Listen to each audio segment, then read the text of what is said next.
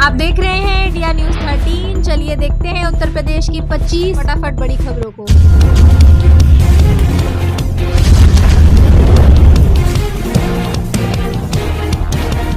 UP के इस जिले से इन रूट्स के रास्ते मुंबई के लिए चलेगी स्लीपर वंदे भारत। इज्जत नगर मंडल जो कि पूर्वोत्तर रेलवे के अंतर्गत आता है, वंदे भारत ट्रेन का संचालन करने की योजना बना रहा है। यह ट्रेन यात्रियों के लिए एक नई और आधुनिक यात्रा अनुभव प्रदान करेगी। वंदे भारत ट्रेन की खासियत इसमें तेज गति, आरामदायक सीटें और आधुनिक सुविधाएं शामिल हैं। इस ट्रेन के संचालन से यात्रियों को यात्रा में सुविधा और समय की बचत होगी। इस नई ट्रेन में स्लीपर कोच होंगे और इसे रामनगर व लाल कुआं से मुंबई तक संचालित करने की योजना बनाई गई है। इस महत्वाकांक्षी परियोजना के लिए ट्रैक की तैयारी के कार्य को तेजी से किया जा रहा है। इच्छा में ट्रैक की मजबूती का कार्य भी इसी योजना का एक महत्वपूर्ण हिस्सा है। रेलवे विभाग इस परियोजना को समय पर पूरा करने के लिए समर्पित है ताकि यात्री सुविधाओं में सुधार किया जा सके और यात्रा को और अधिक आरामदायक बनाया जा सके। यूपी पुलिस भर्ती रिजल्ट जल्द शुरू कर दें, पेट की तैयारी, मिल जाएगी सरकारी नौकरी। यूपी पुलिस कांस्टेबल भर्ती परीक्षा परिणाम 2024 का इंतजार कर रहे युवाओं के लिए बड़ी खबर है। उत्तर प्रदेश पुलिस भर्ती और प्रोन्नति बोर्ड पुलिस कांस्टेबल रिजल्ट जारी करने के लिए तैयार है। यूपी पुलिस सरकारी रिजल्ट 2024 से जुड़े सभी latest update Uttar Pradesh police भर्ती और प्रोन्नति बोर्ड की ऑफिशियल वेबसाइट पर चेक कर सकते हैं। यूपी पुलिस सिपाही भर्ती परीक्षा 23 से 31 अगस्त 2024 के बीच हुई थी। इस साल 45 लाख से ज्यादा युवाओं ने यूपी पुलिस सिपाही भर्ती परीक्षा के लिए आवेदन किया था। उनमें से करीब 32 लाख ने परीक्षा दी थी। यूपी पुलिस में सरकारी नौकरी के इच्छुक ये सभी युवा यूपी पुलिस सरकारी रिजल्ट 2024 का इंतजार कर रहे हैं। मीडिया रिपोर्ट्स की माने तो यूपी पुलिस कांस्टेबल रिजल्ट 2024 जल्द ही जारी कर दिया जाएगा। खरगे जी, आपका घर किसने जलाया बताओ, वोट के लिए परिवार को भूल गए, सीएम योगी का खरगे पर पलटवार। महाराष्ट्र और झारखंड में विधानसभा चुनाव को लेकर सभी दलों में बयानबाजी तेज हो गई है। एक तरफ जहां कांग्रेस की राष्ट्रीय अध्यक्ष मल्लिकार्जुन खरगे ने सीएम योगी के बयान बटेंगे तो कटेंगे को संविधान के खिलाफ बताया, वहीं सीएम योगी ने भी खरगे के बयान पर पलटवार किया। उन्होंने कहा कि खरगे ने वोट बैंक की खातिर अपनी भावनाओं को दबा दिया है। 10,000 से ऊपर है बिजली बिल तो तुरंत कर दे जमा, नहीं तो मुश्किल में डाल देगी बिजली विभाग की ये कार्यवाही। अयोध्या मंडल के 5 जिलों में बिजली निगम के अरबों रुपए उपभोक्ताओं पर बकाया हैं। इनमें घरेलू, वाणिज्यिक, औद्योगिक, कृषि सहित सरकारी क्षेत्र के उपभोक्ता भी शामिल हैं। वैसे तो सभी 5 जिलों को मिलाकर बकायेदार उपभोक्ताओं की संख्या लगभग 15 लाख से अधिक है, लेकिन इनमें से 10 लाख के आसपास ऐसे उपभोक्ता हैं जिन पर बिजली बिल के 10,000 रुपए से अधिक रकम बकाया है। रेलवे ने पल भर में बदल दिया ये अहम नियम, अब ट्रेनों में बिना टिकट भी कर सकते हैं यात्रा, जश्न का माहौल। अगर आपको इमरजेंसी में कहीं जाना पड़ जाता है, साथ ही आपके पास रिजर्वेशन नहीं है, तो ये खबर आपके काम की हो सकती है, क्योंकि रेलवे के नियमों के मुताबिक बिना टिकट भी रेल में यात्रा की जा सकती है। अगर किसी वजह से आपका रिजर्वेशन नहीं हो पाया है, साथ ही आपको अर्जेंट में यात्रा करनी पड़ रही है, तो आप प्लेटफॉर्म टिकट लेकर रेल में चढ़ सकते हैं। साथ ही आसानी से बिना हिचके टिकट चेकर के पास जाकर अपने गंतव्य तक का टिकट बनवा सकते हैं। नए नियम के बाद आपको रिजर्वेशन की टेंशन खत्म हो जाएगी, साथ ही आपका बिना टिकट के कोई जुर्माना भी भरने की जरूरत नहीं होगी। आपको बता दें कि प्लेटफॉर्म टिकट दिखाकर आप ट्रेन में वैध यात्रा कर सकते हैं। आपकी यात्रा किसी भी रूप से अवैध नहीं मानी जाएगी।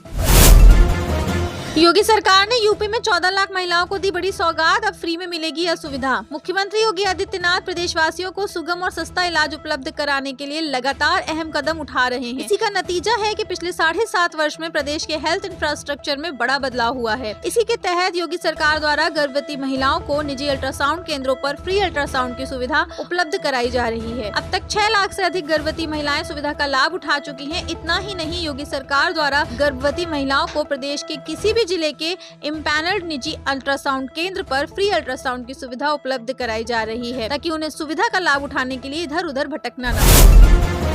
यूपी में बनने वाले हैं 11 पुल, खत्म हुआ वर्षों का इंतजार, 250 गाँव को होगा फायदा। फतेहपुर जिले में 11 छोटे पुलों और भगलापुर से मारवाही डेरा मार्ग के निर्माण को सरकार ने स्वीकृति दे दी है। इसके लिए 21.73 करोड़ रुपए की पूंजी आवंटित की गई है। इन पुलों से 250 गाँव को आवागमन की सुविधा मिलेगी और 3 लाख लोग लाभान्वित होंगे। खागा बिंदकी और अयाज शाह विधानसभा क्षेत्रों में पुलों का निर्माण होगा।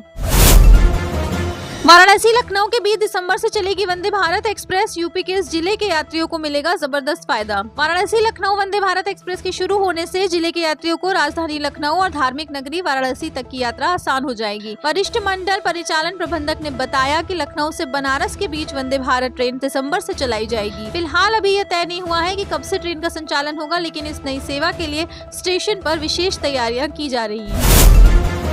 72 घंटे बाद नोएडा एयरपोर्ट पर उड़ने लगेंगे हवाई जहाज। लखनऊ से लेकर दिल्ली तक तैयारी शुरू। अब सिर्फ 72 घंटे बचे हैं, उसके बाद जेवर में बन रहे नोएडा इंटरनेशनल एयरपोर्ट के रनवे पर टेस्टिंग शुरू हो जाएगी। आगामी 15 नवंबर 2024 से 15 दिसंबर 2024 तक एयरपोर्ट के रनवे पर कई एयरलाइंस के खाली विमान उतरेंगे। इसके बाद 30 नवंबर को यात्रियों के साथ विमान की रनवे पर लैंडिंग होगी। हालांकि इसके लिए 25 नवंबर तक नागरिक उड्डयन महानिदेशालय से अनुमति लेना अनिवार्य होगा।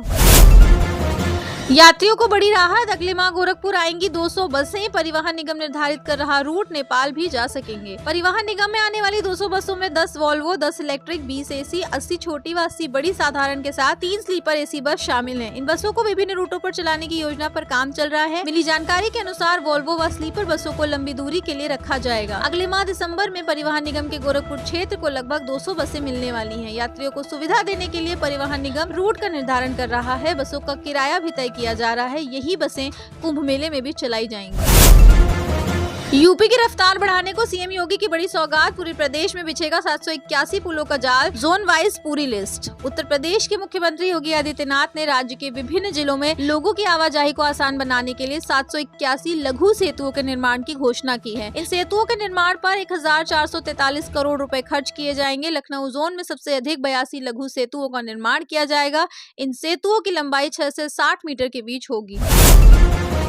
फरवरी मार्च में होंगी यूपी बोर्ड की परीक्षाएं। पढ़े कब आएगी 10वीं 12वीं की डेट शीट। पिछले साल यूपी बोर्ड प्रायोगिक परीक्षाएं 2 चरणों में आयोजित की गई थी। इसके अनुसार पहला फेज 25 जनवरी से शुरू हुआ था, जबकि दूसरा चरण 2 फरवरी से कंडक्ट कराया गया था। परीक्षाएं फरवरी मार्च में हुई थी। इस साल भी जल्द ही एग्जाम शेड्यूल जारी होने की उम्मीद है। ज्यादा जानकारी के लिए स्टूडेंट्स पोर्टल पर नजर बनाए रखें। नए डायरेक्टर टैक्स कोड 2025 में क्या क्या हो रहे बड़े बदलाव। इनकम टैक्स का नाम सुनते ही टैक्स, रिबेट्स, डिडक्शन और सबसे ज्यादा उसकी जटिल शब्दावली को लेकर पसीने छूटने लगते हैं। आम आदमी की टैक्स कानूनों को लेकर इन्हीं परेशानियों को दूर करने के लिए आयकर अधिनियम 1961 के प्रावधानों में बदलाव करने की तैयारी चल रही है। वित्त मंत्री निर्मला सीतारमण ने प्रत्यक्ष कर संहिता यानी डायरेक्ट टैक्स कोड को आम लोगों के लिए सरल और आसान भाषा में लाने का निर्देश दिया था, ताकि सरल कानून और सुसंगत कर दरों से कानूनी विवादों को कम किया जा सके। वैसे तो इसके बारे में 2009 से ही चर्चा चल रही है, लेकिन नई प्रत्यक्ष कर संहिता 2025 में बजट के समय पेश किए जाने की पूरी संभावना है।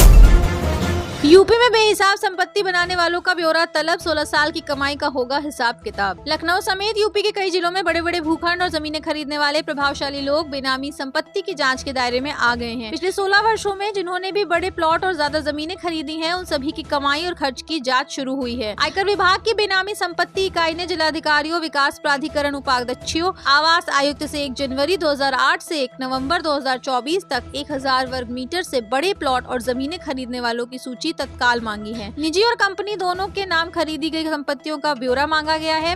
प्रतिबंधित बेनामी संपत्ति ट्रांजैक्शन एक्ट 1988 के तहत इनके खिलाफ जांच शुरू हुई है। इसमें कई बड़े अफसरों, मंत्रियों, विधायकों, बिल्डरों तथा नवधान्य व्यवसायियों की गर्दन फंसती नजर आ रही है। लखनऊ के अलावा नोएडा, गाजियाबाद, मेरठ, बरेली, कानपुर और वाराणसी जैसे बड़े जिलों तक जांच की आंच पहुंच रही है।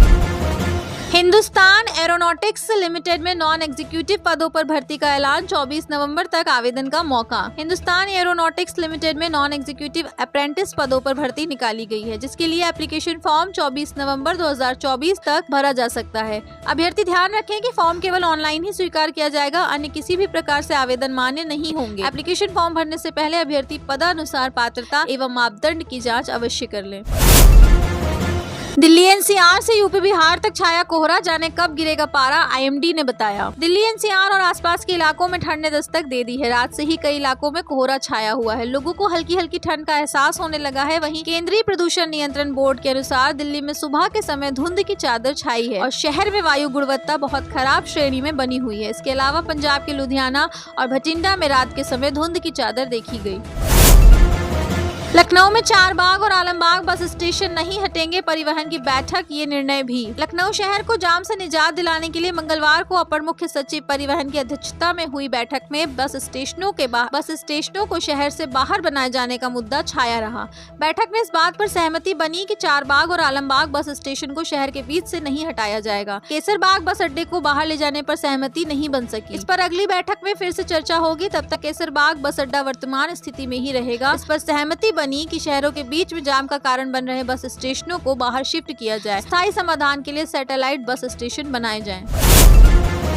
यूपी में कृषि भूमि पर बिना अनुमति नहीं बन सकेंगे अपार्टमेंट, अवैध निर्माण पर योगी सरकार सख्त। यूपी में अवैध निर्माण पर योगी सरकार सख्त है। योगी सरकार ने शहरों में कृषि भूमि पर बिना अनुमति किसी भी तरह के निर्माण पर रोक लगा दी है। शहरों में कृषि भूमि पर धड़ाधड़ आवासीय और व्यावसायिक अपार्टमेंट तेजी से बन रहे हैं। इसके चलते शहरों में अवैध निर्माण की संख्या में तेजी से इजाफा हुआ है। प्रमुख सचिव आवास पी गुरु प्रसाद ने शासनादेश जारी करते हुए कहा कि कृषि भूमि पर किसी भी प्रकार के निर्माण से पहले विकास प्राधिकरणों से अनुमति लेना अनिवार्य होगा। बिना अनुमति निर्माण पर तत्काल प्रभाव से रोक लगाई जानी चाहिए।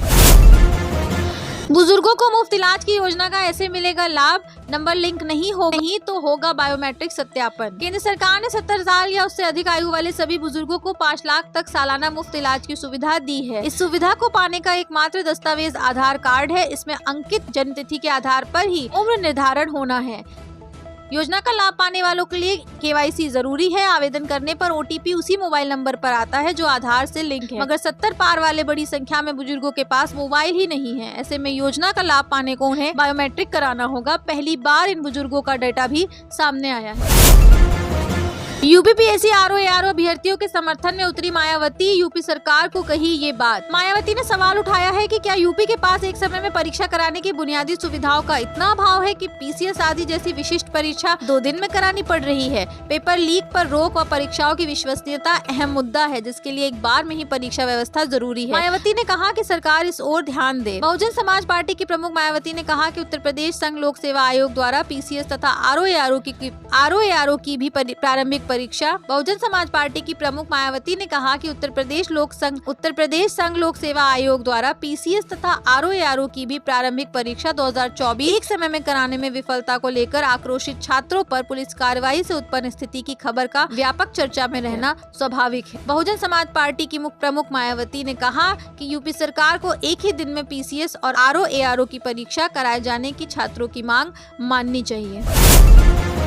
आखिर लोक सेवा आयोग के सामने से क्यों नहीं हट रहे छात्र, टेंशन में प्रयागराज पुलिस, आंदोलन तेज। प्रयागराज में उत्तर प्रदेश लोक सेवा आयोग के सामने प्रतियोगी छात्रों का बवाल कम होने का नाम नहीं ले रहा। लगातार दूसरे दिन धरने पर बैठे छात्रों की संख्या एक बार फिर से बढ़ने लगी है। सोमवार की आयोग का घेराव करने आए छात्रों से काफी लोग 24 घंटे तक यहाँ धरना देने के बाद मंगलवार की दोपहर फ्रेश होने के लिए अपने हॉस्टल लौट गए थे। लेकिन मंगलवार की शाम 4 बजे से इन सभी छात्रों की वापसी शुरू हो गई। इसी के साथ छात्रों का आंदोलन और उग्र होने की आशंका जताई जा रही है। प्रयागराज में उत्तर प्रदेश लोक सेवा आयोग के सामने छात्रों का आंदोलन थमने का नाम नहीं ले रहा है। शाम ढलने के साथ ही आंदोलन में छात्रों की संख्या बढ़ने लगी है। वहीं आशंका जताई जा रही कि छात्रों को आयोग के सामने से हटाने के लिए पुलिस भी कोई बड़ा कदम उठा सकती है। दिल्ली छोड़ो लखनऊ का AQI 300 के पार, कैसे यूपी की राजधानी में बढ़ रहा प्रदूषण। दिल्ली NCR के अलावा उत्तर प्रदेश के कई बड़े शहरों में सर्दी के बढ़ने के साथ साथ हवा में प्रदूषण की मात्रा भी बढ़ती जा रही है। लखनऊ की हवा ने इस बार सभी की चिंताएं बढ़ा दी हैं। दिवाली के बाद से ही हवा के स्तर में लगातार गिरावट बनी हुई है और AQI 300 के पार चला गया है, जिसकी वजह से स्थानीय लोगों को सांस लेने में दिक्कतों का सामना करना पड़ रहा है। लखनऊ के लाल बाग में AQI की बात करें तो यह 319 रिकॉर्ड किया गया है, जो कि स्वास्थ्य के हिसाब से बहुत खराब स्थिति में रखा जाता है। भारत में बैठे बैठे एक इशारे पर लाहौर तक वार कर सकता है ये ड्रोन, IIT कानपुर ने किया तैयार। आपने पहले कई बार सुना होगा कि किसी की जान लेने के लिए आतंकवादी आत्मघाती दस्ते का सहारा लेते हैं। इस दस्ते में मौजूद सदस्य अपने साथ बम बांधकर खुद को तो खत्म कर ही लेते हैं, लेकिन साथ में जिसको निशाना बनाना होता है उसको भी खत्म कर देते हैं। पूर्व प्रधानमंत्री राजीव गांधी की मौत भी ऐसे ही हुई थी। IIT कानपुर ने एक ऐसा ड्रोन बनाया है जो इसी तर्ज पर काम करता है। यह ड्रोन देश के दुश्मनों के लिए किसी काल से कम नहीं है। दुश्मनों की खोज खबर की जानकारी देने वाले ड्रोन के सफल संचालन के बाद अब IIT कानपुर ने आत्मघाती ड्रोन तैयार किया है। आत्मघाती ड्रोन को कामकाजी ड्रोन का नाम भी दिया गया है। यह आत्मघाती ड्रोन दुश्मन के ठिकानों में जाकर खुद ही फट जाएगा। GPS ब्लॉक होने की स्थिति में भी AI की मदद से यह ड्रोन लोकेशन को तलाश कर दुश्मन के इलाके में विस्फोट कर देगा। ड्रोन 6 महीने के ट्रायल के बाद पूरी तरह से तैयार हो गया है। बटेंगे तो कटेंगे का लिटमस टेस्ट सिर्फ मुस्लिम इलाकों में क्यों कराई जा रही योगी आदित्यनाथ की रैली। पिछले 7 दिनों में महाराष्ट्र और झारखंड की विधानसभा सीटों पर योगी आदित्यनाथ ने रैली की है। दिलचस्प बात यह है कि सभी रैलियां मुस्लिम बहुल इलाके में ही की गई हैं। कहा जा रहा है कि बीजेपी योगी की इन रैलियों के जरिए बटेंगे तो कटेंगे नारे लिटमस टेस्ट करना चाह रही है। कहा जा रहा है कि मुस्लिम बहुल इन इलाकों में योगी की रैली के जरिए बीजेपी ध्रुवीकरण की कवायद कर रही है, जिससे लड़ाई आमने सामने की हो।